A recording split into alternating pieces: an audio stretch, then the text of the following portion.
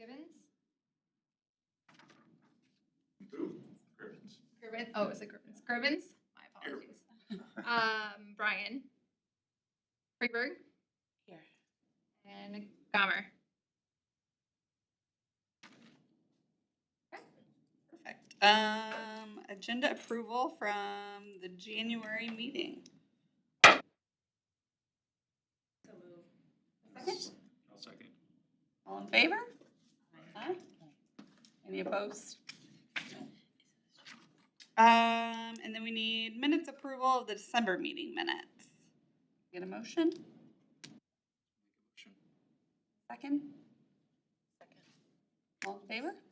Aye. Any opposed? All right. Next, we have public comment. Is anybody here for public comment? Nope. Just listening. Just listening in. Perfect. No old business, just new business. And first is discussion and direction on pedestrian alley lighting options. Yeah, so I know we've talked about the pedestrian alleys, and these would be the alleys that are connecting the rear alleys to the front streets and lighting on those. Mike and I have worked with, I should say actually Mike's done more of the work with the consultant. I'm presenting this information here on just some options that we have, some pricing details, and then putting together just some models to see how those would be lighted. I think we're comfortable moving forward with 2 lights per alley, and I think that gets us to what we need as far as lighting capacity in those alleys. Really what it comes down to now is we have to choose a style of light, and Mike and I were just kind of joking around here a little bit. It's I don't do good when I have a list of options. I prefer 1 or 2 to choose from, because sometimes people don't necessarily agree with what I like. But I think this group is very good just to kind of go through maybe what some of those options are, take a look at them and see if we can't come up with kind of a preferred option on the type of light going forward here, and then really just answer any questions I think that you have based off all of the information that was in the packet for those. So again, really what we're trying to do is just get some light in those alleys, try to get it consistent. Currently there is some lighting in the Salem alley, but our proposal would be to take those down. Those are some of those older non-efficient lights that are in there anyways, get those out of there.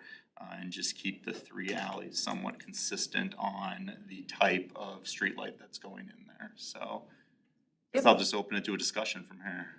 You have a photo of what's on the street right now, because I think they should coordinate. Yep. So I did include that in the packet as well. Let me pull I that saw up. it, but I'd like to see it Yep. big, if possible. Okay. So here's just, this is kind of a view of it, and I believe it's this kind right here that we do have. So if I can't, I don't know if I can go back and forth on these maybe, but I don't know if I can get them both on the screen at the same time too easily. So is there a sister one to that in the same line that? So they do have, one of the things, they do have kind of the smaller drop down pennant ones, but as we've been talking with Parks and Rec and just some of the snow removal and the height of these, we don't really wanna do the drop down pennant in these alleys. We're just afraid that they would be damaged more times than not just because of the height of them. Yep. I mean, from there, I think you're looking probably, you know, if you're looking for some consistency with those, and I 100% agree, I think we need to be consistent as much as we can with those ones. Maybe one of these 2 options right here. Let me just see if I can't somehow get these on the screen at the same time to help out. One time heard we mentioned doing like string lights. So I was gonna say, did you look at any other options besides just, or the putting 2 poles, thinking of, potential getting damaged or snow removal from an alley, or we've talked about utilizing the alleys for event space or things that it's like, you know, inevitably, right, the one lamppost will be right in the wrong spot, or, and just doing the overhead, having all the lighting come from overhead? Yes, so we did talk about that, and I think from that standpoint, and Mike, feel free to jump in on any of this stuff, it's just a maintenance issue on those ones. It's okay, we have string lights that goes out, some of the lights need to be changed. Who's responsible for that? Our Parks and Rec department would likely be responsible for that, but I think just long-term, our concern would be how often are those getting taken care of? How often are they getting replaced? And have you done did you look into it all? I mean, I know Yeah. I see them in lots of other communities, Yes. and public spaces, so I know that there's probably commercial grade ones. I mean, I have ones at my house that I've had up for 4 years that are industrial that I've never have broken. I've never done it. They just hang out there all the time. Yep. So, and again, yes, we looked into it. There's a few concerns, I think, from the people who would be maintaining those of how, well that would work out. And then the other option too, or problem you could possibly run into is attaching to people's buildings as well, and what you do to their building as you're trying to attach to those buildings. There was a LED light placed probably about not quite 2 months ago in the alley behind Ashland. Was that just a temporary thing? I think it was one of ours. On Ashland. Is it in the rear alley there or in the pedestrian alley? The old one, the incandescent or mercury, whatever it was on my property for a while, for a day. And the next day they came and got it, but I believe there was an LED placed in its place. We're in the process of updating all high pressure sodiums to LEDs around town. We're in the process of replacing all high pressure sodiums Okay, to LEDs across town. Okay, that might have been what it was. It might be, it could have been one of those, we just got a call one was out or whatever, and we just went out and fixed it. So these new lights, will they have unique poles that they're mounted on, or will they be placed on the utility poles that are already there? They'll have unique poles, yeah. Yep, they'll be new, and we placed them, or we talked to them about placing them along the edge of closer to the building, so they're not out because right now, that's the problem with the one on the south side, they're kind of out in the middle, down through there, and it's kind of tough to get down through there. So yeah, they designed it to limit down to 2 poles instead of, we originally thought possibly 3, but with the lighting and the footprint of what that light puts out, you can get by with just 2. Put them off to the side. That way it does leave your alley access open more. So if you want to put one behind the groggy dog, I approve. Well, and as part of the alley work too, and Mike can speak to this, there is a thought that we would be putting more additional lighting on those rear alleys as well too. So, Probably not these. It'll be Yeah. a standard A light. little bit off the topic, but speed bumps in the alleys? no plan on that, no. No. So, Charlie, have you guys already put like a conceptual design together for the alleys, like what you guys are wanting to do? Like, if we're wanting to go down the road of themes, like No. how would this, I guess, I feel like lighting's an afterthought to that design process. Like, I would hate to spend a ton of money on something like that and then be like, oh, actually, we're gonna do this, and then, Are you talking in the big alley, the main alleys we're gonna drive on? Yeah, we've already got that design. There's lighting designed in there. There's gonna be a standard galvanized steel pole street light in those areas is what's Yeah, designed for those areas. what these ones are looking at are just those pedestrian alleys that go in between the buildings from those back alleys to the front streets.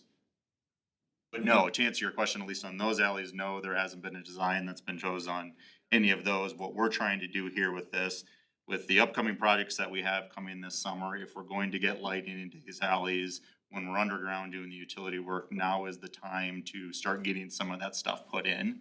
So we're just trying to come up with a consistent theme as far as street lights that would go in there. And I say street lights, they're more pedestrian level lights, that's what they're designed to be, but we're just looking for that consistent theme, since we have the consistent theme on the street lights within the streets to go into these, and then I think we can build off whatever theme we wanna go with those individual alleys at that point. Was it part of the initial streetscape design? Did they give ideas for alleys? No. I didn't know that. How many are there total pedestrian alleys? Three. We did stub in lighting on the one from Buxton to that back. We stubbed in electricity on that one because we knew we needed to get some in there eventually, but we never really talked at a very, I think, low level on exactly what we do on any of these, so.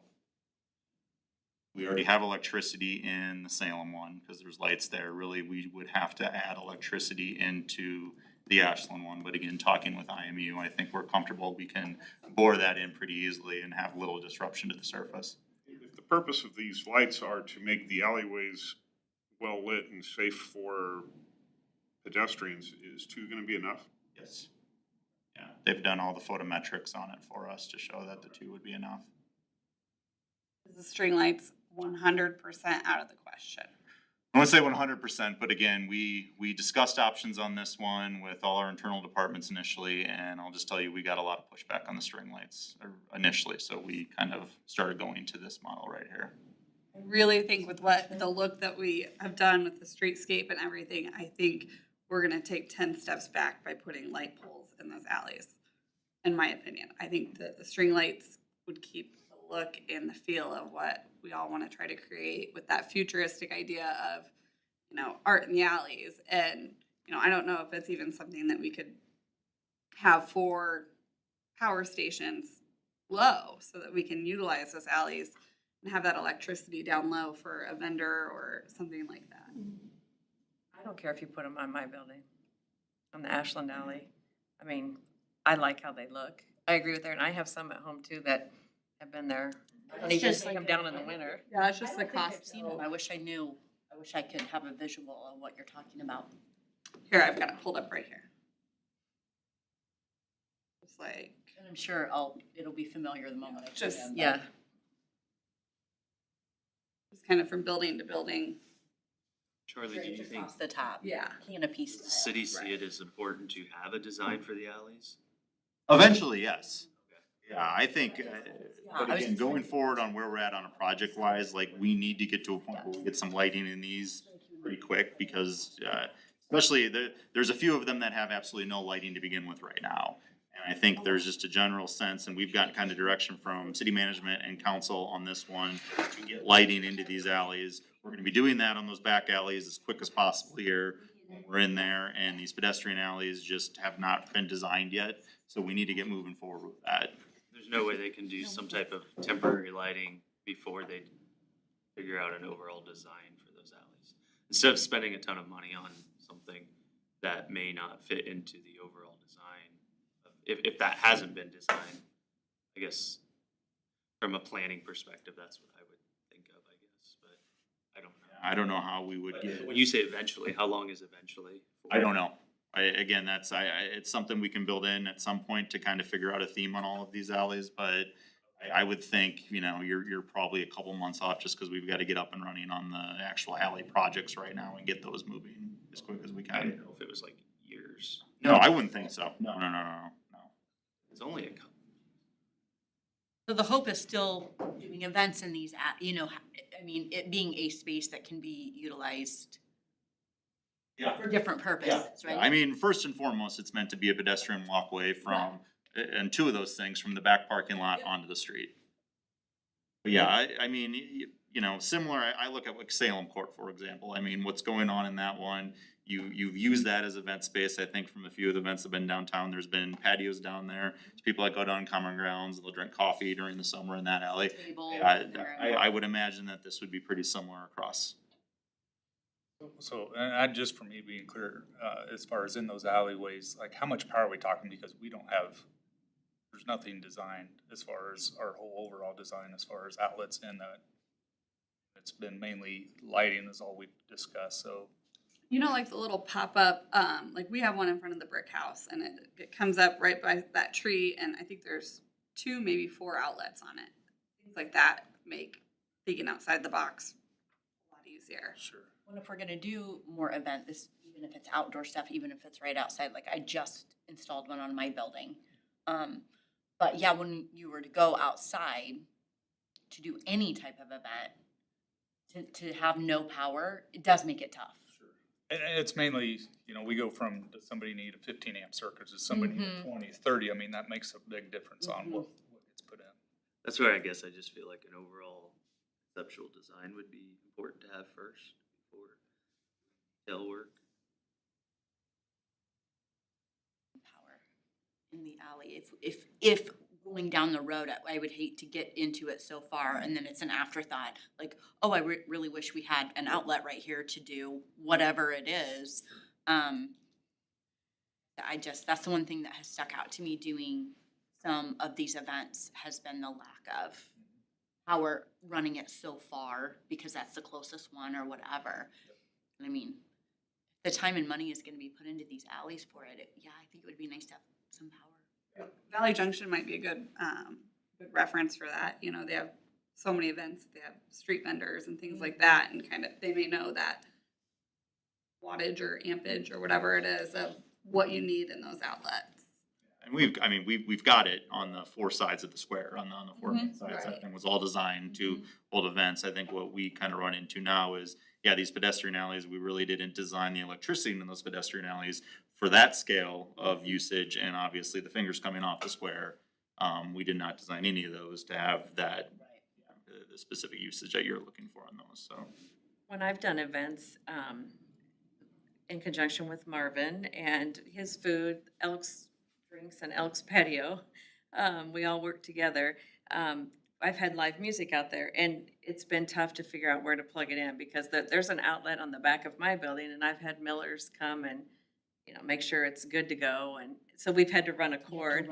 Yeah, or we put a cord through the Elks window to get inside there. I mean, it doesn't look too great, it kind of, but we definitely need it. One concern I have too is, and I'm not saying it has to be done, but are you gonna resurface the alleys? Because if you dig Well, it. the one alley does need to be resurfaced, that's the Buxton one. Right, okay, But the other ones wouldn't be, no. okay. Yeah, we can, and as far as like the one in Ashland, that can all, the electricity can be bored underneath there. Yeah, okay. It's, the alley itself is not in the best of shape because it has puddles and, I mean, I like what's in there, you know, it's just not the safest thing, I would say, because there's always ice pockets and puddles and such. but- With the handprints. With the hand, yeah, I mean, I like the handprints, Yeah. but I do think it does become kind of a safety thing. I just didn't know if that was in the future plan or. Strollers are hard in that. Yeah, yeah, that's, and walkers and, cause it got used so much during construction that people were like, oh my gosh, I about tripped, or anyway. Just thinking of safety. You talk about a design as far as for us to install that, especially where it's not planned to replace that existing concrete, it'd make a lot of sense to keep it all on one side. Cause trying to, you know, jog in and out would be a lot more difficult to get that all put in for one, but, if possible, I'd prefer to try and keep it all to one side. I think that would be reasonable and make sense. I mean, if you thought about, if you did have vendors down an alley or whatever, you wouldn't go this side and that side and that side. So if we did pick the one side to put the power on. Going back to the lights here. I guess I'm kind of feeling like we're trying to say, no, we don't necessarily want streetlights in here, we want more string lights overhead, which is gonna be something we'll have to, again, go back to Parks and Rec, Public Works, discuss with them, have the discussion with council ultimately, if that's something they wanna do, because, I mean, I'll tell you from, yeah, it's great. I don't disagree, I'm just telling you, again, the pushback we got was, the thought was maintenance nightmare, there's a lot of issues with that.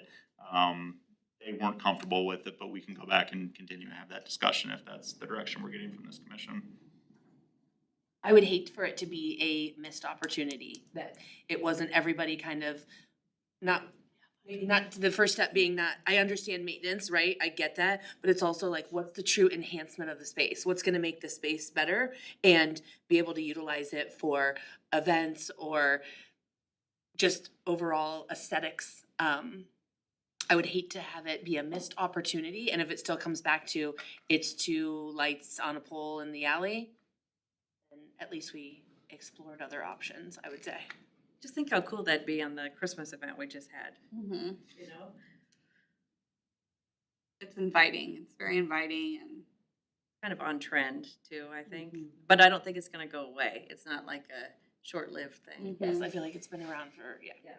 String, excuse me, the string lights would have to be fairly high up, wouldn't they? Cause I mean, with the garbage trucks and stuff back there and the forks lifting the dumpsters, they're gonna be. It'd still have to be high up, I mean, we have to get equipment through there as well too, when we're doing plowing operations and things like that.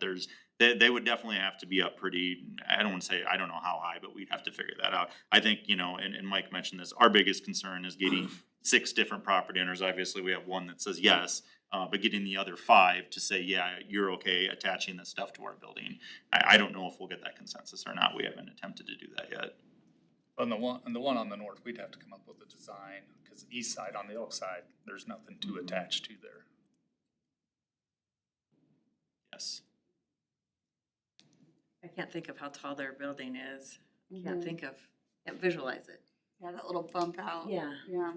I guess my overall thoughts, Charlie, is just like, I don't feel comfortable saying an option yet.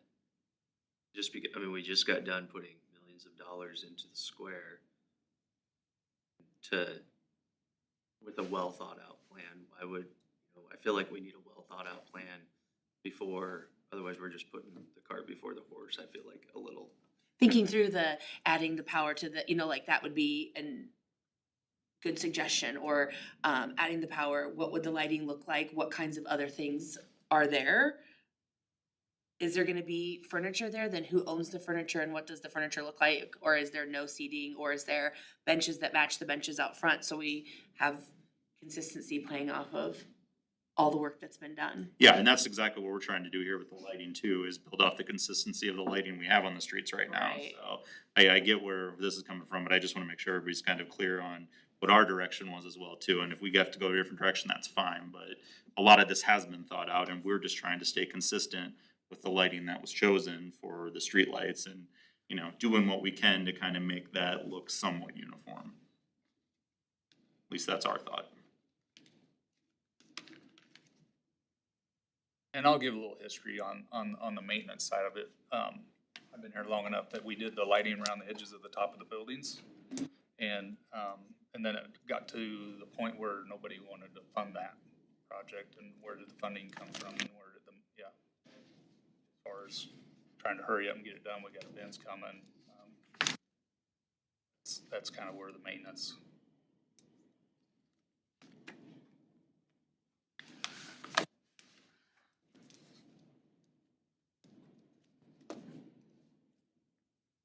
I think before we put our thumbprint on this and say, our stamp on this and say, yes, we wanna do this, we'd like to have the other lights explored, and if it doesn't work, it doesn't work. But at least we've all had that vision, and maybe that's not the vision that the city wants to go, but at least we would like to have that explored. If it doesn't work, we'll do the others, but at least we know we tried and. And on behalf of the commission, would it be valuable to the city if we, we collectively said, this is the kind of lighting that we would like to see explored. Would you ever give consent on your building sides to attach these lights? Would that be helpful if we kind of put our seal of approval on it and explored with the other or the building owners to see if they would care? Yeah, I wouldn't, I definitely, if that's something that the commission wants to do, definitely, and we can have those conversations too, I think. I was just trying to think of it, I think I know 4 of the 6 contacts on those pretty easily. I don't know, other 2, we could find them pretty quick to have those discussions, but. I'm okay with it coming from the commission asking, Right. because then it takes it off of you too. Yeah. Yeah, I'd be I'm one of the easier things that we've done, it's actually just getting everything worked out in consensus and then talking with legal to see what we need to do as far as getting any easements, rights, agreements in place, things like that. And then internally, we just have to figure out, okay, and like Mike said, what department's gonna be responsible for these? And how do we make sure not even a year from now, but 10, 15, 20 years from now, that these are constantly getting maintained and who's taking care of those and where is that funding coming from? Streetlights, the good thing with those is that they're more long-term, they're durable. It's an upfront investment, obviously, with money, but they last a little bit longer and the maintenance is pretty limited for the most part. These will just be a little bit different, so all things that we'll have to figure out. And I understand, I mean, we watched the lights around the top of the building. This one burn out, this strand burn out, but I think with LED, it's came a long way. And, we have at my house, I have the Costco ones. We've been in our house for 6 years. Yeah. And I mean, we have not had a single light burn out. Which, right, I think it's right, finding communities that have these, what is the maintenance like, what brand do you have? I'm sure they've come a long way in the last 20 years from when they were, outlining the buildings before. And probably having that kind of, going back to Rob's point of bringing a concept together of when you go to talk to these building owners, like here's what we're trying to do here. It's not just string lights, right? It's string lights and power, and the overall vision becomes how to utilize the space and again, create gathering or aesthetics or quaintness on the square. Which I feel like is a priority for the community as a whole, right? That's what they all said. It's our new green space. And I agree too, and It is. I'll tell you an experience I had, so I had string lights as well, and I've had them out there for about 3 years on my deck too, and it took one hailstorm and I had to replace 90% of them too, so that's just one thing to think of, is there are things that do happen, and it's like, okay, now we have to, and again, I don't think that's gonna be the biggest issue if something like that does happen, but, you know, those are things to keep in mind. Yeah, I didn't file an insurance claim on that, There you go. Perfect. probably under the deductible. Okay, well, we'll continue to take a look at this internally and, we'll keep the commission, I guess, abreast of what we do moving forward. Thank you. Mike? Next up, we have discussion and direction on creation of a historic district in the downtown. Yeah, and I just wanted, this is follow-up from the discussion we had in the presentation we had from Melody Opstead, last time. She's been kind enough to put together kind of a next step document on what we would need to do if we wanted to establish this. I know we kind of talked at it at the last meeting, it was high level presentation, but I don't think we got too much direction from this commission necessarily. I think I mentioned in the memo that we put together, there is some pretty broad references to historic preservation within our comprehensive plan, and I think this would be a good step going forward. I think things like this, you know, all it does, and it's similar to the Main Street Iowa program that we talked about, really what it does is it opens up a lot of that grant funding and the possibilities of grant funding into the downtown if we do something like this. You know, keep in mind, this isn't necessarily a federal historic designation that comes along with this. This is a local designation. You know, there's a few historic buildings that we have currently within the city that are protected federally, that, you know, putting a district like this on there isn't going to have that type of impact. So I just wanna make sure that is clear. But again, it does give us the opportunity to kind of come up with, you know, I don't wanna say like an individual zoning district for the downtown, but again, it's just that preservation of what those buildings look like. Emily did a lot of the work with the downtown design guidelines that were recommended for approval by this commission, and I think we could work off that document on what a district would look like. So I think really what we want, knowing the steps that would come out of this, is this something that the commission wants to explore going forward, or is it something that you're an absolute no, we don't wanna do this? In regards to Main Street, Iowa, is this a pro or a con? I think it would be a pro, but I don't have that, it wouldn't be a con. I can't imagine it would be a con. I'll double check on that and report back if I think different, but I can't imagine something like that would be a con. And how much would this hinder if I wanna completely redo the front of my building, or? It's, right now it would be unknown. It really would just depend on what the regulations of the district would say. We have not even proposed, looked into anything like that, but, you know, those can be written in a way that, you know, maybe some flexibility is given for an example like that. Really, the control stays at the city level, it doesn't go like to a state level. Yes. Okay. Knowing that, I would like to see it continue being explored. I think it kind of puts us on the map too. Some people seek out these places. So maybe it would drive some tourism, which we can always use. And this, again, very infant right here, where we haven't done really much legwork on this at all. I think, again, it's just kind of, it would be a relatively healthy undertaking, I think, for us to do it. We're capable of doing it, but I just, before we get to that point and we start that process, I just wanna make sure I have this commission's buy-in on moving forward with such a program. With the facade program, we were so cautious to not use the word historic and use words like authenticity and things like that. Does the facade program and historical preservation, do those live together well? I think they would, yeah. Okay. I mean, yeah, we did it, you're right, we didn't talk too much historic in there, and I think going forward, if we're to create a, you know, a special district, there's a possibility, we could probably do what we could to avoid that word as well moving forward, I would think, in the documentation that we put together, just knowing that this is coming from kind of the recommendation of the County Historic Preservation Commission, but how we, build that, we could definitely take a look at some of the wording on that. I know Doug sent an email this morning And one of his concern, he was all for the historic preservation. And he suggested that the Des Moines Metro Opera Building and the Simpson buildings be connected to that. Yeah, and I think it's really important. I think he mentioned Simpson in there too. I mean, the three actually federal recognized historic buildings that we have are the administration building, the old library, the opera building, and I think there's a building on Simpson's campus as well. So I think we'd wanna build that into anything that we do here. I think that would kind of be our first and main focus, is to make sure that our existing historic buildings are built into this. And ironically, they're all on the same street. Yeah. Which is the gateway to our square, so. As long as it's a pro for the mainstream Iowa or the Main Street Iowa program, I think it's a pro for us. We'll double check on that too. Like I said, I'm kind of shooting from the hip a little bit there. I can't imagine it would be a con in any way, shape, or form, but we'll just verify that to be 100% sure. Seem odd if it was. That's where I'm coming from too, but I've been surprised before, so.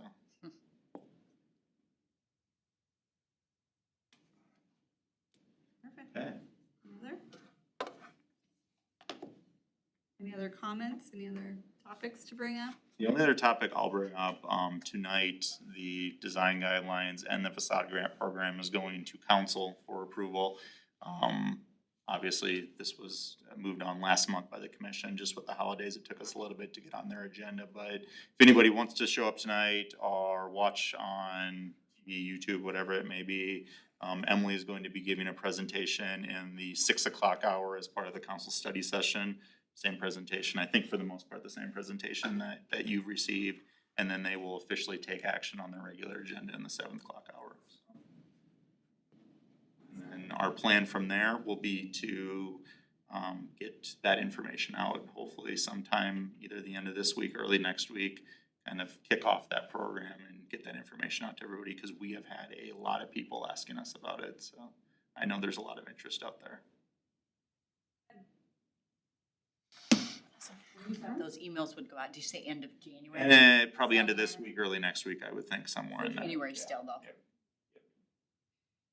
Sooner, sooner the better. It's gonna be probably within the next week, I would say. All right, anything else? Nothing from us. Motion to adjourn? All in favor? Aye. Any opposed? Thank you all.